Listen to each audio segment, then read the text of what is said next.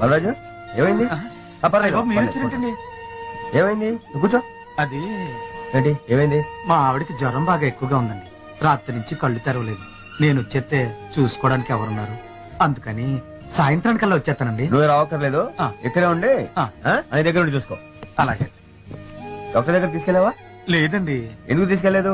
అంటే అది ఇదిగో వద్దండి వద్దు. ఉంచు. డాక్టర్ దగ్గర తీసుకెళ్లి మందులైనా కావాలి, మా దగ్గర ఉండి చూసుకో.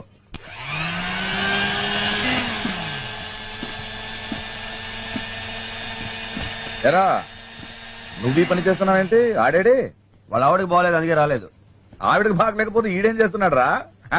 సేవలు చేస్తున్నాడా? ఆడం కదవా. రేయ్, అందరూ నీలా ఉండరు. సారీ, వాళ్ళ ఆవిడకి బాగుండకపోతే కాళ్ళ కర్పూరం రాసి సేవలు చేస్తున్నాడు. గాలి కుదరలేదు. అందరూ మళ్ళీ వెధవలు అనుకోవద్దు.